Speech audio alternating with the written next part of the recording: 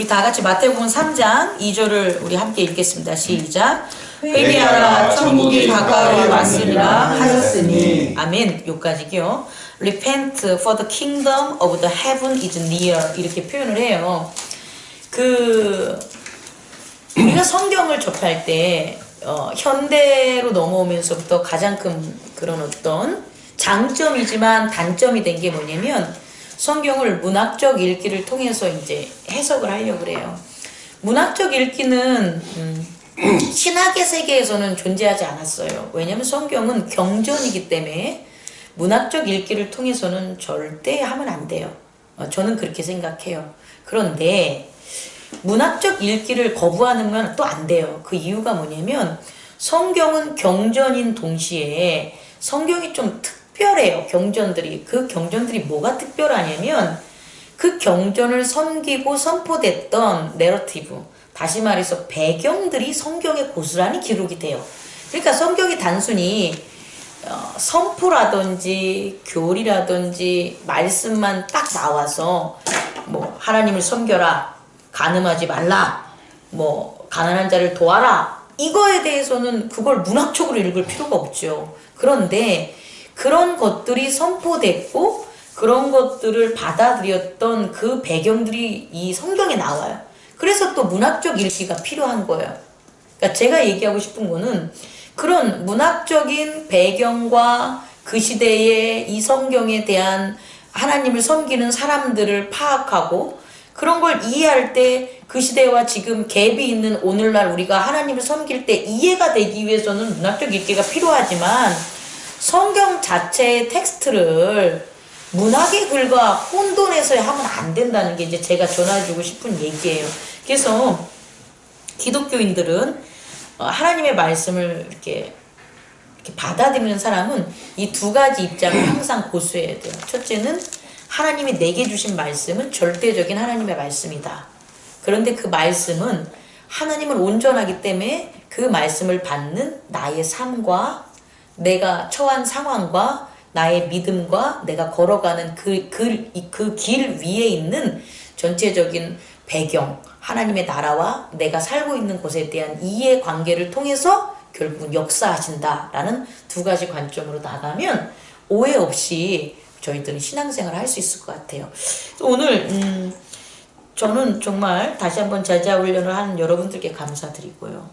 하나님께서 말씀을 자꾸 우리에게 깨닫게 해주시는 것은 말씀을 우리에게 주는 건 아니에요. 말씀은 이미 다 주어졌어요. 그 말씀의 금광 하나님의 나라는 다 주어졌는데 그것을 깨닫는 게 저희잖아요. 근데 깨닫게 해주는 우리들의 성령의 그 움직이는 마음들을 주신 게 감사하다는 거예요. 제가 여러분의 그 에고를 종용할 수 없는데 여러분이 성령의 음성을 듣고 그 이끌림에 우리가 이 교회 공동체로 나오는 거잖아요.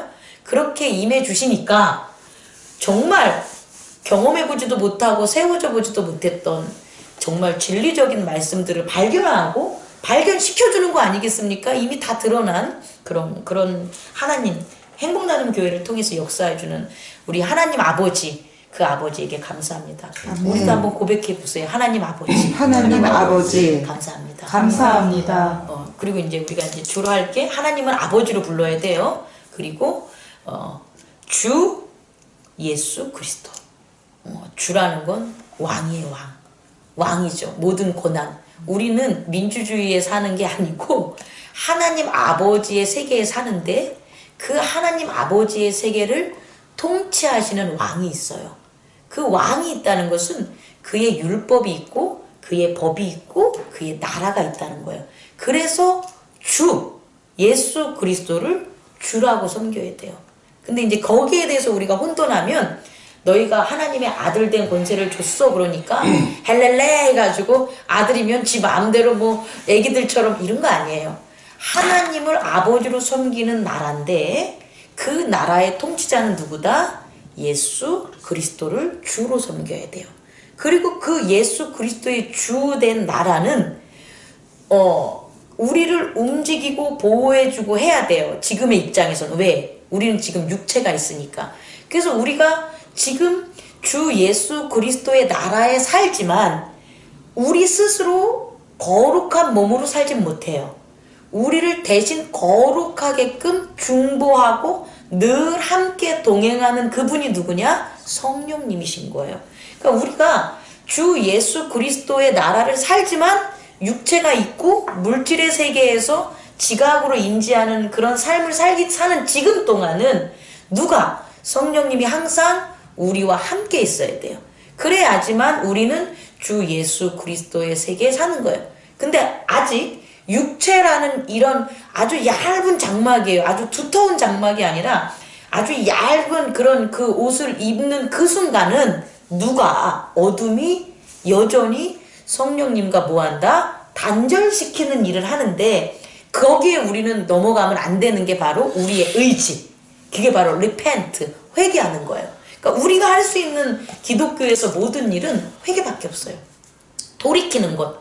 그러니까 돌이킨다는 회개라는 건 눈물 질질 끌고 이게 아니고 돌이키는 일을 계속하는 거예요. 뭐에 대해서 돌이키냐? 사단의 마지막 장막이 있는 그 육체적인 곳에 있어 익숙한 경험들. 그로부터 그릇된 그런 경험으로부터 우린 계속 뭐 해야 되냐? 리펜트, 돌이켜야 된다. 그게 우리가 해야 될 일이에요. 그래서 제가 이제 저의 문구에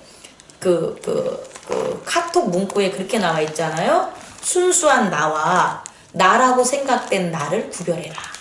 이게 하나님을 아버지라고 부르고 주 예수 그리스도의 나라에 있고 성령과 함께하지 않으면 순수한 나와 생각이 만든 나를 구분 못해요. 근데 우리는 자꾸 예수님이 너희들 구별하라, 그리스도인으로서 구별하라 이런 말씀을 준 게 구별해야 되는 세계이기 때문에 그리고 구별된다는 거예요. 근데 이미 여러분 스스로도 느낀 변화가 여러분 구별하죠. 구별이 되죠. 구별이 되기 때문에 리펜트 시키는 거예요. 구별이 안 되면 리펜트가 안 돼요. 왜냐면 생각하는 나, 여러분들 목사님이 생각하는 성도, 그럼 목사님의 생각이 내 모습인데 내가 어떻게 돌이키게 돼요? 못 돌이켜요. 그냥 목사님의 눈치를 보던지 목사님의 생각대로 아바타처럼 조종이 되겠죠. 그러면 내가 돌이킬 이유 없고 뭐 해야 되냐면 목사님의 생각대로 살아가는 거예요. 마찬가지로 우리가 싸우는 이유가, 분쟁하는 이유가 뭐냐면 누군가에 의해서 생각된 나 때문에 그래요. 예를 들어서 와이프랑 싸우는 이유가 와이프가 생각하는 나로 나를 대하는 거잖아요. 그런데 나는 그게 아닌데 야, 네가 생각하는 내가 아니야 라고 하니까 거기서부터 다름이 씨앗이 돼가지고 싸우게 되는 거예요. 그러니까 결국은 갈등이라는 건 뭐냐면 누군가가 생각한 모습들의 차이예요. 아니 목사님이 왜 그런 말을 해요? 목사님이 너무 가벼운 거 아니에요? 그러니까 목사를 신뢰 못하는 거잖아요. 그것은 가볍다고 하는 것은 자기 판단이잖아요. 그러니까 자기가 생각한 그 모습으로 저를 바라보니까 그 자기가 생각한 자기 자신이 등장하게 되는 거예요. 그래서 결국 어떻게 되냐? 자기가 생각하는 자기가 본체고 그 생각이 만든 목사님이 본체인 거예요. 그래서 그거대로 안 되니까 싸우는 거죠. 자, 여기까지 이해하셨습니까? 그래서 우리는 얼마나 아름다운 경지까지 이루려냐면 지금 이 경지가 요한복음 1장에 선포된 내면의 실체적 세계와 외연의 세계에서 구별되는 모습이에요. 외연의 세계에서는 단순히 예수겠죠. 메시아겠죠. 세례 요한이겠죠. 그 양털을 입고 다니고 메뚜기를 먹고 막 부시부시한 석기시대의 사람처럼 그렇게 사는 세례 요한의 모습이겠죠.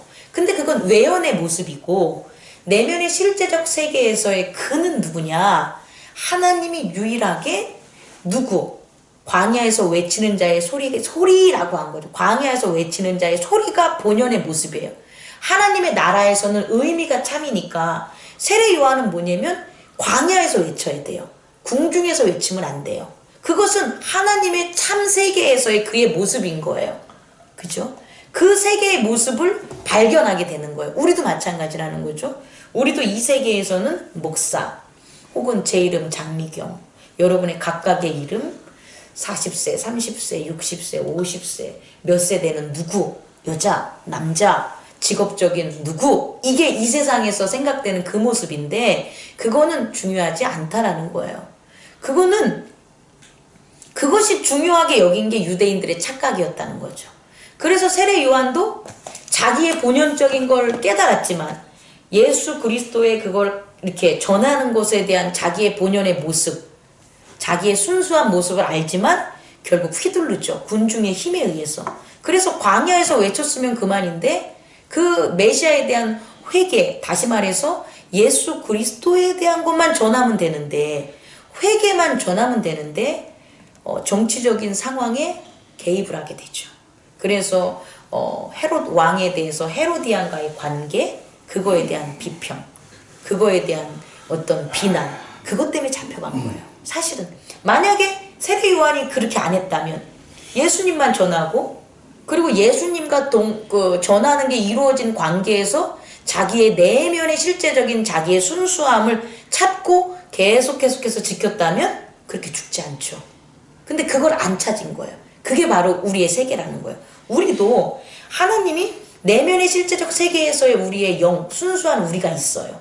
근데 그 순수한 우리대로 살아가는 걸 알아요. 지금 많은 윤곽이 이미 드러났어요. 하나님의 자녀라는 것, 그리고 예수 그리스도가 우리의 주 된다는 것, 그리고 성령님이 우리가 이끌어 간다는 것, 그리고 그에 따라 우리는 뭐 해야 되냐? 리펜트 하면서 이 세상에 어떤 것, 영생과 영광과 평화와 거룩이라는 것, 그 길을 가야 된다라는 것에 대해서 아는 거예요. 그게 우리야. 이것 외에는 하면 안 돼. 이것 외에는 다 우리를 뭐 하는 거냐? 유혹에 빠뜨리는 거예요. 테스트, 시험하는 거예요. 근데 그 시험에 넘어가는 거죠. 그래서 세례 요한이 시험에 넘어간 그 외면에 나타나는 그런 모습으로 우리도 자꾸 하려는 경향이 있는 거죠. 예를 들어서 교회에서 하나님의 자녀의 모습을 확인하고 돌아가면 자녀와 싸우지 않는데, 돌아가는 직후 나는 네 엄마야 라고 하니까 싸움이 벌어지는 거예요. 너는 내 아들이야 이렇게 돼요. 이게 동시에 이루어지는 거예요. 내가 내 자신을 규정하면 이게 바로 상대방을 규정하는 동시작용, 동전의 양면처럼 동시에 이루어지는 거예요. 그래서 내가 엄마야 라는 것은 밖으로 어떻게 표현되냐? 너는 내 아들이야. 내가 네 와이프야, 그런 건 너는 내 남편이야 라는 것으로 표현되고, 내가 너희들의 목사야 라는 건 너희들은 내 성도야 라는 걸로 표현이 되는 거예요. 이렇게 되는 게 테스트, 시험이라는 거예요. 그러니까 우린 이 시험을 우리 육체가 있는 동안은 계속해서 지속이 되는 거예요. 그러니까 어떻게 해야 되냐? 말씀에 빗대어서 말씀을 따라가면서 계속해서 이 시험을 뭐 해야 돼요? 이겨야 돼요. 왜냐면 말씀에 뭐가 있으니까, 답이 있으니까. 예수님도 말씀에서 그 답을 찾으셔서 광야에서 우리 유석균 집사님이 찾은 것처럼 광야에서 테스트에 대해서 임하는 모든 것들을 뭐에서 찾았냐? 말씀으로 답을 찾았다는 거예요. 그럼 우리 또한 밖에 나가서 우리를 테스트하는 그런 세상에 대한 그런 테스트에 있어서는, 그 사단에 대한 테스트에 있어서는 우리의 지식도 아니요, 우리의 힘도 아니요, 우리의 의도 아닌 뭐로 해야 되냐? 말씀으로 해. 근데 말씀을 몰라. 그러니까 자꾸 넘어가는 거야. 말씀을 모르니까. 그래서 오늘은 이렇게 이끌어준 하나님께 감사한다. 지금 우리들을 그렇게 이끌어준 하나님께 감사하는 바람에서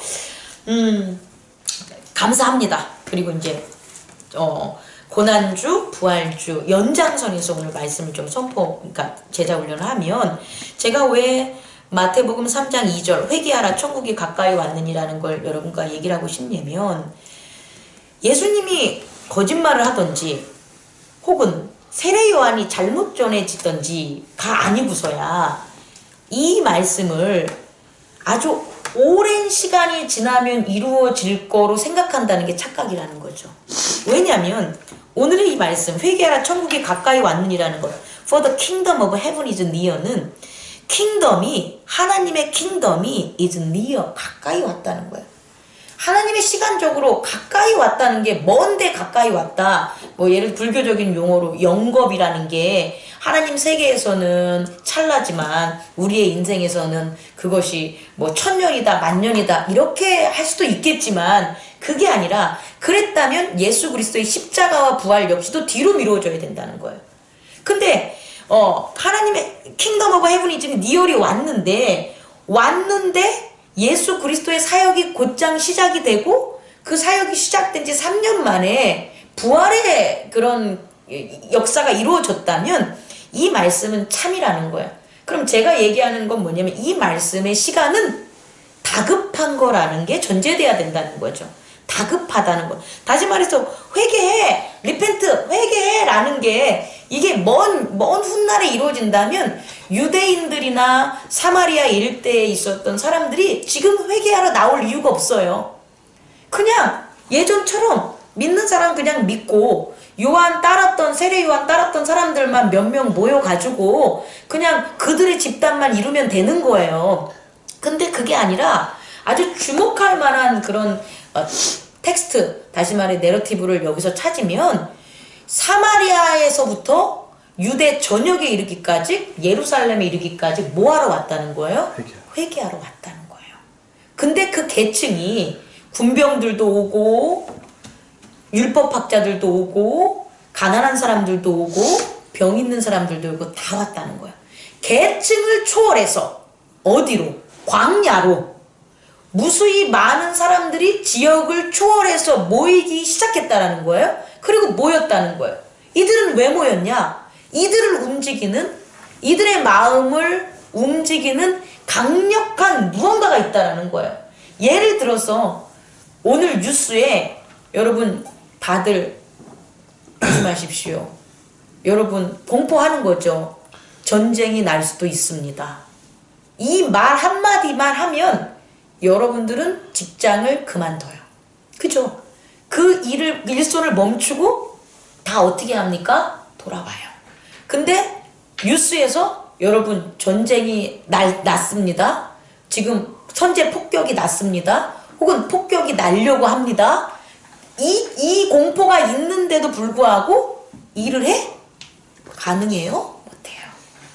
제가 여러분에게 얘기하고 싶은 건 바로 이거라는 거예요. 사람을 움직일 수 있는 이 힘은 그것의 시한점이 다급하고 그것이 확실하고 그런 것들이 이미 모든 사람들이 다들 공통적으로 느꼈을 때 일어나는 거라는 거지. 그 일이 일어난 거예요. 그러니까 그렇게 그들을 이렇게 움직일 할 수 있었던 그 내용이 뭐냐면 repent, 회개하라는 건데 그냥 회개하라는 것 때문에 움직인 게 아니라 뭐냐? For the kingdom of heaven is near라는 거예요. 그들이 그동안 그렇게 바랬던 하나님의 나라, 종말론적인 메시아가 왕이 되는 나라가 is near 왔다는 거예요. 오고 있다라는 거예요. 그러니까 그들은 모든 것을 내려놓고 세례를 받아야만 하는 거예요. 안 받으면 안 되는 거죠. 그만큼 다급함이 있었다는 거예요. 그런데 이 다급함이 이때만 있고 끝났어. 누가? 예수님이 십자가에 돌아가시고 부활하시고 승천이라는 단어로 올라가셨어. 그 다음에 만약에 승천이 돼서 올라갔다면 어떤 주장이 이루어야 되냐? 이 하나님의 나라가 왔다는 게 뒤로 미루어지는 거예요. 다시 말해 재림의 지연이라고 표현하지만 사실은 저는 더 엄밀하게 하나님의 나라에 대한 지연. 다시 말해 지금 이들이 기대했던 하나님 나라가 아니었던 거야. 왜? 예수님이 와서 십자가와 부활을 했어도 지금 그들의 삶에 있어서 변화는 없으니까 그들은 이게 아니라고 생각하는 거죠. 잠깐 집중요. 그래서 어쨌든 간에 그들의 신앙이 다소 어떻게 돼야 되냐면 풀이 꺾여야 돼요. 그렇게 세례 요한으로 세례를 받아서 막 했던 이 무브먼트가 꺾여야 돼요. 그리고 어떻게 돼요? 잠잠하게 돼야 돼요. 그게 정상이라는 거죠. 그런데 우리 신학자들이 제가 요새 배우는 거를 바탕으로 한다면 그때 당시에 이해가 안 되는 일들이 벌어진다는 거예요. 그게 뭐냐? 초기 그리스도 기독교 섬김을 했던 사람들이 엄청나게 폭발적인 반응이 일어났다는 거예요.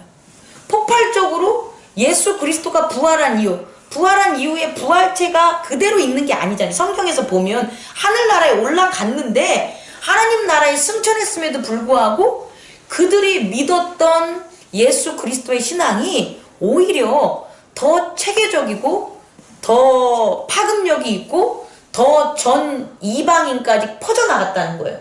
그것을 단순히 바울의 선교적인 역량으로 봐서는 안 된다는 거죠.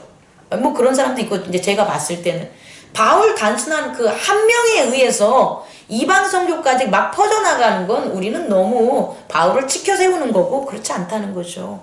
그렇다면 이들이 섬기고 있었던, 이들에게 지배적으로 있었던 뭔가가 있는데 그걸 오늘 여러분에게 전하고 싶은 거예요.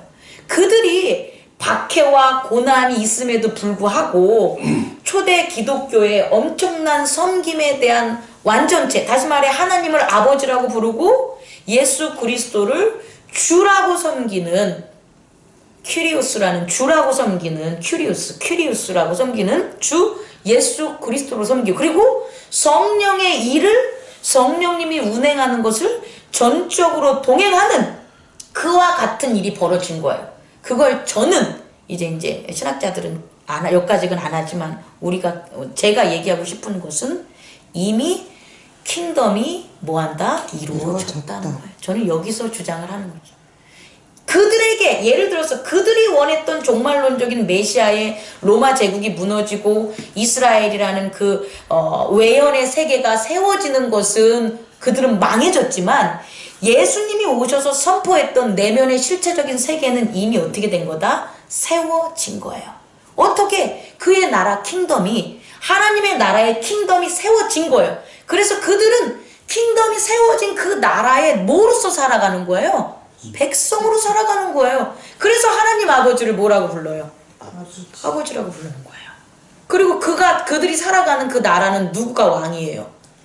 예수 그리스도가 왕인 거예요. 그 왕을 섬길 수밖에 없으니까 왕의 이름으로 사랑을 하고, 왕의 이름으로 기도를 하고, 왕의 이름으로 생활을 하고, 왕의 이름으로 11조를 내고, 왕의 이름으로 치유사역을 하고, 왕의 이름으로 서로 교통하는 교제를 하고, 이런 게 가능한 거예요. 근데 그게 안 세워져. 그러면 예수 그리스도의 이름으로 못 사는 거예요. 자, 이게 제가 여러분에게 전해주는 오늘의 핵심이에요. 우리가 교회 공동체를 세우면 교회 공동체는 예수 그리스도의 몸이라고만 얘기를 하는데, 정말 예수 그리스도의 몸이라고 여기면서 교회를 매매하냐는 거예요. 성도 수를 두고 교회를 매매하고, 교회를 새로 짓고, 교회를 여기저기 옮겨가고, 계약서를 세우고, 그거의 소유권이 누구냐라고 주장하면서 목사를 내쫓고, 이런 일들을 할 수 있겠냐는 거예요. 못해요. 그들은 교회를 예수 그리스도의 몸으로 안 여기는 거죠. 그냥 유대인들처럼 외면의 세계에서 벌어지는 예배당, 공간, 편의시설, 종교적 편익시설로만 바라보는 거지. 예수님께서 여기서 말한 The Kingdom of Heaven, 그걸로 바라보는 게 아니죠. 우리는 이 교회 공동체를 Kingdom of Heaven으로 바라봐야 돼요. 다시 말해 주 예수 그리스도의 나라. 그리고 우리는 여기서 하나님을 아버지로 뒀기 때문에 우리 모두는 형제자매가 되는 거예요. 우리 모두 형제자매예요. 그래서 아버지에 다 똑같으니까 형제자매가 된 거죠. 그러니까 이 친구가 힘들면 당연히 어떻게 해줘요? 도와줘야죠. 아버지가 안 도와주라 그러겠어요? 아버지 밑에는 다 자식들인데, 그렇게 새롭게 이제는 하나님의 뜻으로, 요한복음 1장에 나온 것처럼 육으로나 육으로나 사람의 뜻으로나 육정으로나가 아니고 하나님의 뜻으로 된 하나님의 아들들이 된 거예요. 그렇다면 이미 실현이 된 거예요. 된 거니까 세례 요한이 공포한 Kingdom of Heaven is near은 어떻게 되는 거예요? 됐다라는 거예요. 그걸 우리는 환호해야 되는 거예요. 그렇게 살아가야 되는 거예요. 됐다. 이미 하나님의 나라는 이루어졌다. 그리고 그것에 대한 근거가 이제 다시 한번 강조를 하면, 지난주 고난주간에 나눈 예수 그리스도가 어디에서 갔냐? 사망의 세계로 갔다라는 거예요. 사망의 세계로 예수 그리스도가 가야지만 사망의 세계에 누가 나타나시냐? 하나님이 나타나실 수가 있다라는 거예요. 하나님은 늘 자기 현년으로 거룩한 자에게는 나타나요.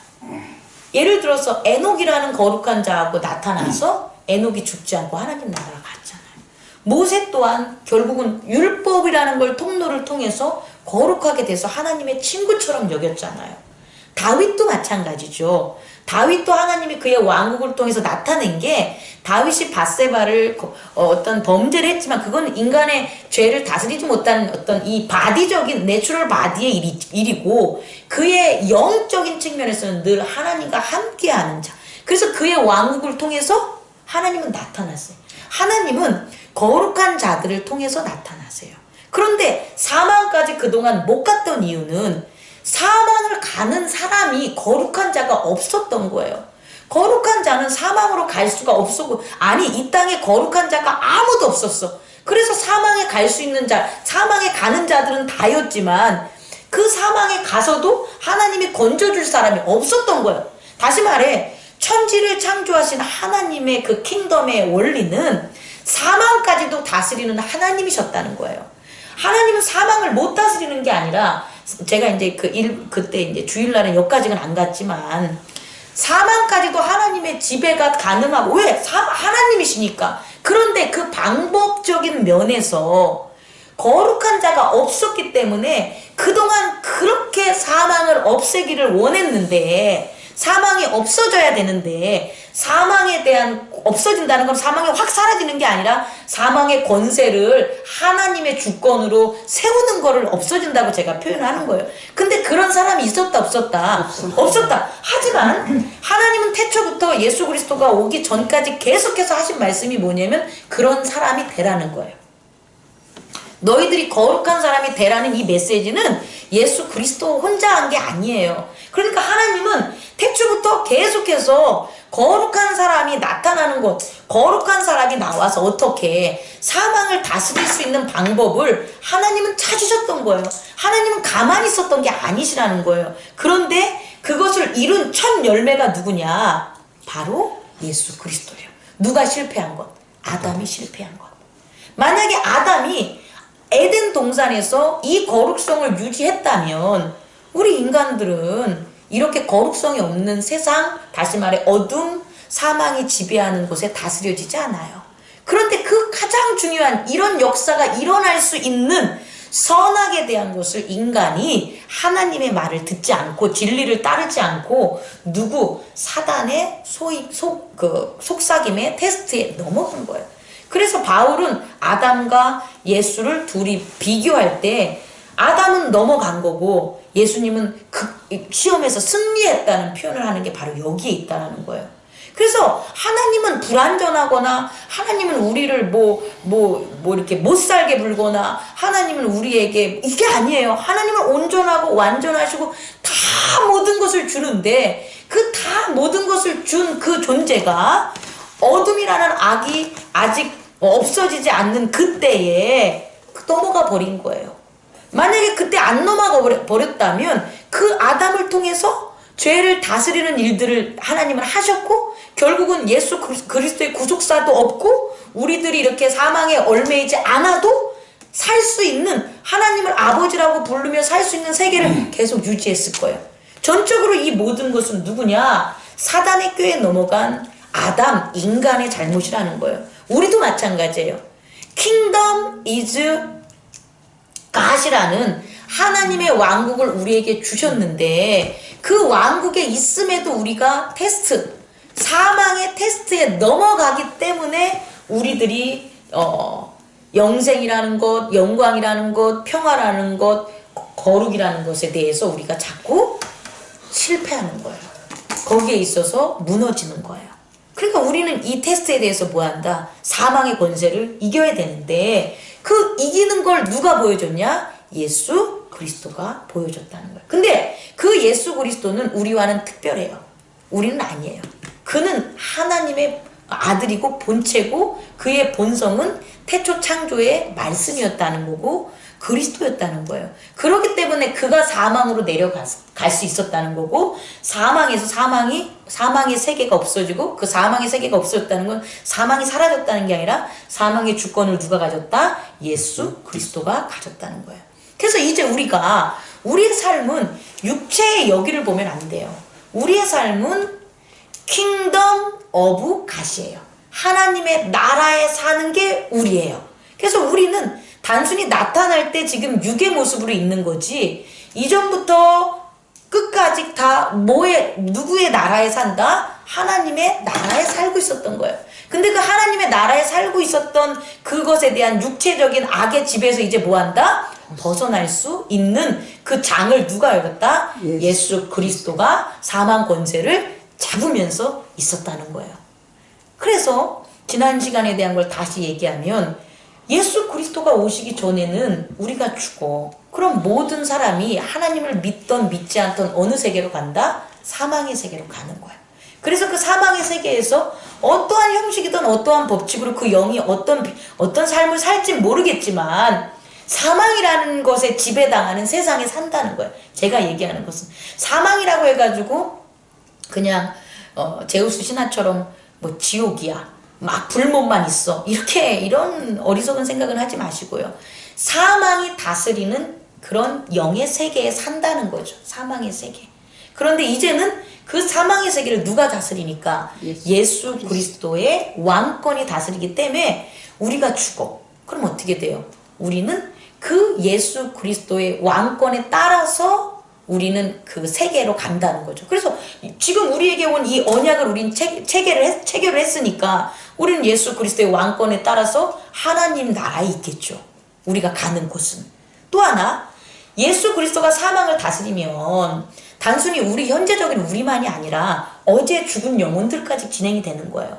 사망에 속해 있었던, 이전에 있었던 모든 사람들까지도 예수 그리스도의 법에 의해서 뭐 해야 되냐? 하나님 나라로 갈 사람은 가고 가지 못할 사람은 예수 그리스도의 주권 하에 어디에 보내지던 어디에서 다시 회개를 하던 그건 몰라. 하지만 예수 그리스도가 그들을 다스린다는 건 확실한다는 거죠. 그것을 알려고 할 필요 없어요. 왜 그걸 알려고 해?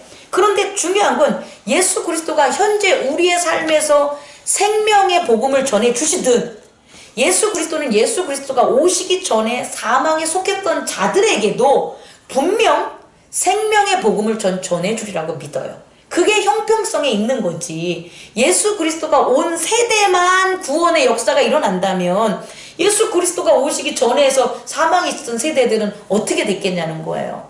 그죠? 그래서 그 주권은 어떻게 되는 건 보지 말자. 난데 이제 제가 추측하건대 거기에 대해서 예수님이 하실 때 이런 말을 했어요. 뭐라고 했냐면 나는 부활이요 생명이요. 나를 믿는 자는 죽어도 살겠고 살아서 믿는 자는 죽지 않으리라는 얘기를 했잖아요. 그랬을 때 예수 그리스도가 우리가 전하는 복음대로 있진 않아도 예수 그리스도의 복음은 이전에도 계속 있었다는 거죠. 유대인들에 있어서 혹은 유대인이 아닌 이방인들이라고 해도 예수님께서 어떤 방법이든 하나님과 하나가 될 수 있는 복음을 따랐던 사람들은 그 예수 그리스도의 십자가와 부활을 통한 그 사망의 권세를 다스림으로 말미암아 그들에게 대해서 죽은 사망에 있었던 사람도 뭐 할 수 있다? 부활시키겠다는 게 첫 번째 부활이에요. 첫 번째 부활은 예수 그리스도의 부활로 말미암아 사망에 속했던 사람들이 부활한다 하고 나와 있어요. 그럼 그 부활한 사람이 뭐냐는 거예요. 그게 예수 그리스도를 섬겼던 사람들이라고 우린 추측을 하는 거죠. 그리고 그렇게 되는 게 맞고요. 그리고 고린도전서에서 말한 것처럼 우리들은 이제 어떻게 되는 거예요. 두 번째, 우리가 죽으면 그의 주권의 세계로 가니까 우리는 이전에 사망을 다스렸던 세계에는 없는 거죠. 우리에게. 그러니까 누가 맞이하는 거예요?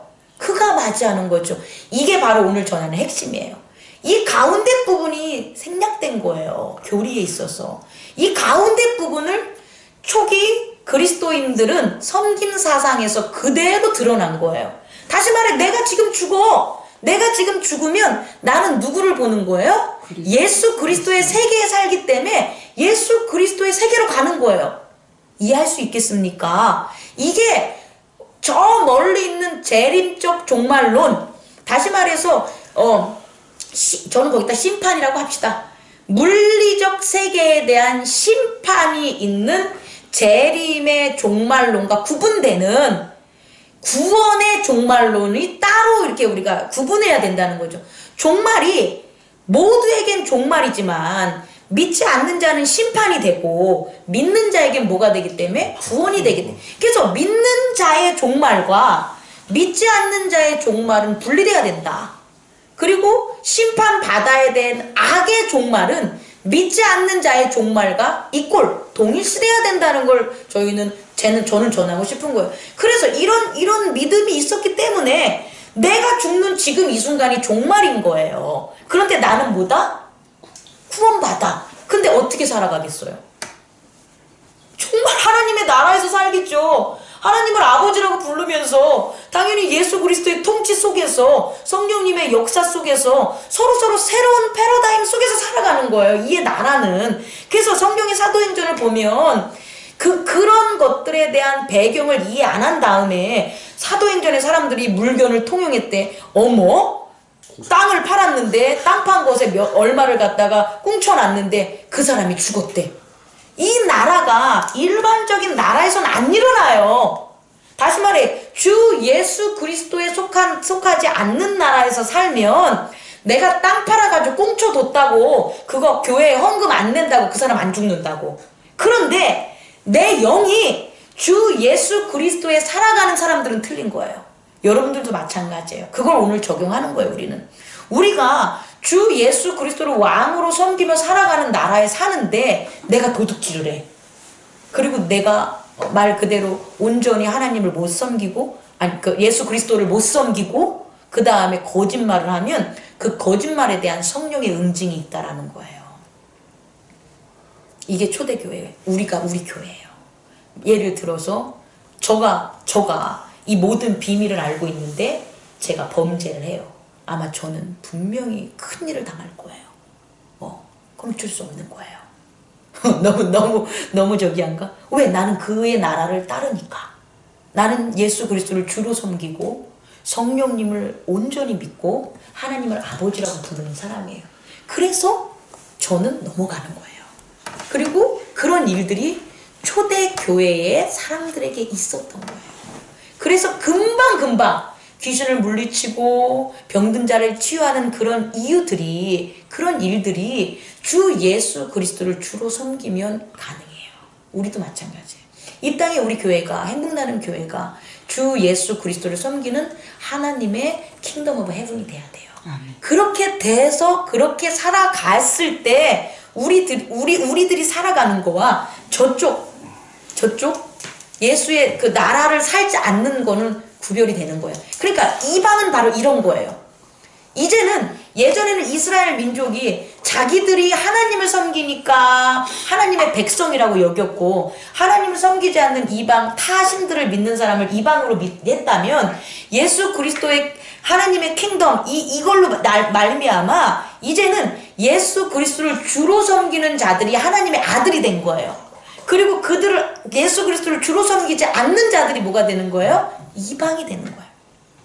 이해하셨죠? 그러니까 우리가 이방인들처럼 살지 말라는 거예요. 그게 뭐냐? 바울이 편지에 쓴 그런 데살로니가 교회, 고린도 교회, 에베소 교회, 이 교회들의 한 얘기가 바로 이거죠. 너희가 왜 이방인들처럼 사냐? 이것은 이스라엘에 반대되는 이스라엘의 유일신에 반대되는 이방이 아니고 주 예수 그리스도의 나라의 믿음에 믿지 않는 그런 이방인들처럼. 그러니까 바울에게 있어서 토라를 준수하는 거나 할례를 하는 거는 의미가 없는 거예요. 왜냐면 예수 그리스도는 토라를 준수하거나 할례를 받은 자가 너희들의 백성이라고 얘기 안 했걸랑요. 예수 그리스도가 얘기하는 그 나라의 백성의 조건은 뭐냐면 예수 그리스도를 하나님의 아들로 받아들이면 그 나라의 백성이 되는 거예요. 그러니까 우리는 예수 그리스도를 하나님의 아들로 받아들이고 하나님께서는 그 아들에게 뭘 줬으니까? 사망을 다스릴 수 있는 권세를 주셨으니까 그 권세를 가지고 살아가는 주 예수 그리스도의 나라에서 삽니다 라는 게 우리의 신앙 고백이 되는 거예요. 그게 주기도문의 내용이 되는 거고 그걸 전한 거예요. 그래서 우리가 이 안에서 살면서 어떻게 해야 되냐? 아까도 얘기했지만 주 예수 그리스도의 나라는 법이 있어요. 그 법이 예수님께서 이 땅에서 사역하시면서 산상수훈에서 전한 모든 얘기들이에요. 그런 얘기들, 너희들이 뭐 간음하지 말라, 뭐 복 있는 자, 가난한 자는 복이, 이런 거 모든 것 거기에서 네 원수를 사랑하라. 이 원수라는 의미도 원수가 사단은 아니잖아. 사단을 사랑하라는 소리는 아닌 거예요. 그걸 안 지키게 하는 게 사단이에요. 근데 네가 원수를 사랑하다, 이 원수는 그 전에 얘기했던 니네 형제끼리 원수라고 생각했던 그걸 원수가 아니다라는 게 우리는 아니까. 그래서 그들에게 더 사랑하라 이렇게 얘기가 나오는 거지. 그 나라의 법이 이제 실현이 되는 거예요. 그래서 그 나라의 법을 지켜야 돼요. 우리가 교회 생활을 하면서 산상수훈에 대한 법을 안 지키면 안 돼요. 그러면 안 되는 거예요. 그 안 되는 이유는 뭐냐면 그 안 지키는 그 모습으로 사단이 역사를 하는 거예요. 그러니까 자꾸 내 일이 안 되는 거예요. 주 예수 그리스도를 섬기는 자가 자꾸 하지 말라는 곳에 있으면 잘 될 일이 없어요. 그 안 되는 게 하나님이 안 되게 하는 게 아니라 이렇게 생각하면 돼요. 주 예수 그리스도의 이 나라에 몇백 볼트의 전기가 흐른다고 봐면 돼요. 근데 그 전기가 이렇게 흐르는데 그 전기는 주 예수 그리스도의 법을 안 지킬 때마다 반응이 일어나는 거예요. 찍찍찍 이렇게. 그러니까 내가 주 예수 그리스도의 법을 안 지키니까 어떻게 돼요? 부딪히니까 거기서부터 갈등, 다툼, 싸움, 그 다음에 막 죄책감 엄청 느끼겠죠. 죄를 저지르는 거니까. 그로 말미암아 안 되는 거라고요. 세상 사람들은요, 주 예수 그리스도의 나라에 안 살아요. 그래서 그들은 간음을 하던, 술 취하던, 방탕하던, 살인을 하던, 걔네들은 죄의식이 없어요.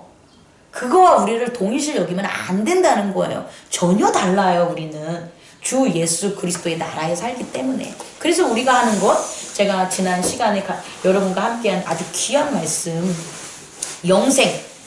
영생에 대해서 기도하세요. 영생에 대해서 기도를 하시면 이런 거예요. 이렇게 기도하시라는 거예요. 하나님 아버지, 예전에 우리 아들이 담배 피고 술을 마시고 지금 정신없이 차립니다. 얘를 하나님 인도해 주세요. 이렇게 기도를 했다면 그렇게 이제 기도하지 말고 하나님 아버지, 제가 하나님과 하나가 되는, 여기서 포인트는 하나예요. 영생의 포인트는 뭐라고요? 하나. 제가 이 영생에 대하게 하나가 된 거는 요한복음 나와요. 15장에서 17장까지 있는 예수 그리스도의 기도 그 부분에 있어서 아버지와 내가 하나가 되는 게 영생부터 비롯되는 게 나와요. 2절 이 부분에. 그래서 영생은 뭐냐면 하나가 되는 것. 그러니까 뭐냐면 하나님 아버지, 저는 하나님 아버지와 하나가 되는 영생을 믿습니다. 저는 예수 그리스도가 우리에게 준 영생의 샘물을 날마다 마시기를 원합니다. 마시고 싶습니다. 그 기도를 하시라는 거예요. 그러면서 이 잔이, 예수 그리스도의 영생의 잔이 제 아들에게 함께 하기를 원합니다. 제가 영생을 통해서 하나님과 일체감과 하나가 되기를 원하듯이 제 아들도 하나님과 하나가 되기를 원합니다. 이렇게 기도하라고요. 그에 대한 술먹음, 담배핌, 술주정 이런 것들은 기도하면서 정죄가 되는 거예요. 이게 저주예요. 그러니까 기도를 하는데 축복의 기도를 하는 게 아니라 저주의 기도를 하게 되는, 주문을 외우게 되는 거예요. 이게 정말 이것 때문에 이렇게 된 거예요.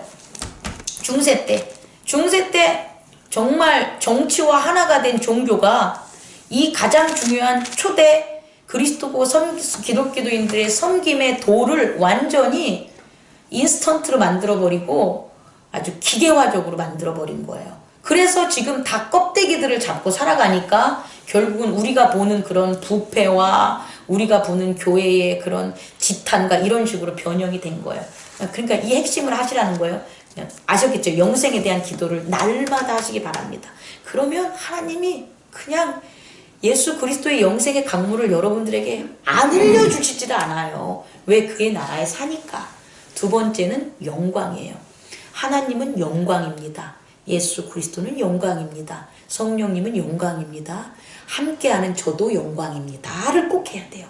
영광을 하면 무엇을 안 하냐? 두 번째 말한 저주가 없어져요. 그러니까 아까 영생의 포인트는 일체감이라고 했죠. 영광의 포인트는 뭔지 알아요? 저주. 분리해서 벗어나는 것. 저주받지 않는 거예요. 영생하지 못하게 하는 게 분리되는 건데 그 분리되는 원인이 저주하는 거예요.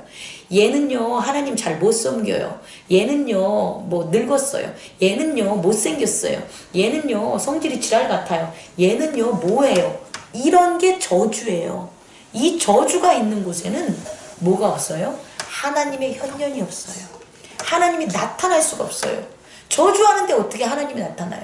사실 저주라는 게 십자가에 다는 거걸랑요. 그것은 주와 떨어뜨리는 거예요. 하나님과 떨어뜨리는 건 지옥으로 보내는 거예요. 그게 저주예요. 그래서 십자가에 다는 거예요. 왜? 십자가에 다는 것 자체가 하나님이 버렸다는 걸 의미하는 거예요. 그래서 사망으로 가는 거예요. 근데 인간들은 이걸 몰라. 모르고 무덤마다 십자가 꽂아놔. 저주당한 거예요. 사망에 갔다는 게 하나님의 세계에서 떠났다는 거예요. 모르고 사용하는 거예요. 얼마나 웃겨요. 축복하면서 저주하고 살았던 게. 그런데 하나님의 영광을 기도하고 고백하는 게 바로 뭐다? 저주의 끈을 끊어버리는 것. 다시 말해 죄를 끊어버리는 것. 악이 더 이상 거처하지 못하게 만들어버리는 것. 그게 영광이에요. 그래서 고백하세요. 내가 남을 비판하는 게 많았던 사람이라면 영광에 대한 기도를 하셔야 돼요. 그리고 불안함이라든지 두려움이라든지 혹은 막 걱정거리가 많았던 사람은 영생에 대한 기도를 해야 돼요. 그래야지 일체감이 되니까. 이 두 가지 포인트들을 잘 알았으면 좋겠어요. 이해하시겠죠? 그래서 영광의 기도. 하나님은 영광입니다. 하나님 아버지. 아버지의 영광이 저의 영광입니다. 주 예수 그리스도. 당신의 나라의 영광이 제가 살아가고 있는 나라의 영광입니다. 성령님의 영광이 저의 영광입니다. 그리고 덧붙이면 누구누구도 이 영광 속에 있기를 원합니다. 이해하시죠? 이런 기도를 하시기 바랍니다. 세 번째는 평화예요. 평화는 포인트가 성령의 운행함이에요. 내가 무엇을 한다면 사역. 내가 뭔 일을 해, 내가 예를 들어서 사업을 해, 내가 공부를 해, 내가 뭔가를 해야 돼. 저 같은 경우는 교회를 갖다 잘 이끌어. 이런 게 여기서 뭔가를 해야 되는 거잖아요. 일을 해야 되는 거잖아요. 근데 우리가 한 일은 모두 다 죄라니까. 인간이 한 모든 생각은 죄예요. 생각의 근원 자체가 죄예요. 그러니까 그렇게 하면 안 돼. 그럼 가만히 있냐는 거야. 가만히 있으면 죽어버리게. 근데 가만히 있으라는 거예요. 너는 가만히 있으라는 거예요. 누가 해줄 테니까? 성령이 하시겠다. 그래서 성령에 대한 기도를 하라는 거예요. 성령님, 제가 사업을 운영하는데 성령님께서 인도해 주십시오. 성령님은 죄에 대해서 아시고 제게 의에 대해서 가르쳐 주시고 심판에 대해서 가르쳐 주시니까 제가 뭘 잘못했는지 가르쳐 주실 거고 제가 무엇을 해야 되는지 가르쳐 주실 거고 그리고 제가 무엇을 잘못했을 때 그 일이 벌어지는 것을 알게 해주실 거니까 성령님 저에게 무슨 일이 함께 해주세요 라는 기도를 계속해요. 그게 바로 평화에 대한 기도인 거예요. 성령이 하시는 게 의탁하는 게 평화예요. 근데 성령이 하시는 일을 리젝트하면 뭐가 되냐? 분쟁이 일어나고 전쟁이 일어나고 다툼이 일어나고 시기가 일어나는 거예요. 그리고 그 결과는 좌절, 그 결과는 이기심 이런 것들이 벌어져요. 상대방을 이해하지 못하는 거고 상대방을 자꾸 가르치려고 하는 일들이 벌어져요. 이게 바로 뭐다? 평화에 대한 기도를 안 한 거예요. 여러분 평화에 대한 기도 해주셨으면 좋겠어요. 그리고 평화를 위해 살아가는 건 뭐라고요? 성령님을 부르고 기도하며 살아가는 게 평화를 위해서 살아가는 거예요.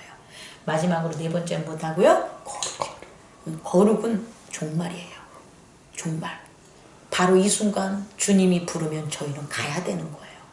그런데 바로 이 순간 주님은 부르는데 저는 안 갈게요. 이러고 살면 안 돼요. 우리의 종말은 우리가 기도해야 되는 거예요. 왜? 종말을 해야 되는 지금 바로 어디에 있기 때문에 어둠이라는 육체에 있기 때문에 그래요. 그럼 이 종말은 아이러니하지만 이 육체의 장막 십자가에서 벗어나야지만 어떻게 돼요? 거룩해지는 거예요. 그래서 거룩의 기도는 십자가예요. 종말, 끝나는 것. 십자가에 대한 기도를 하세요. 주님, 제가 제 십자가를 지겠습니다. 이것은 저를 불러도 저는 지금 갈 수 있다는 거예요. 그러니까 따라가는 거야. 그래서 나는 거룩하기 때문에 하나님 나라에 임한 그 자체가 영생으로 간다는 확신이 있는 거죠. 근데 내가 거룩한 걸 모르니까 사실 거룩하지 못하다는 게 뭐에 대해서부터 시작되냐? 십자가에 대해서. 나 십자가 안 줘. 죽기 싫어. 나 살아야 돼. 이거거든요.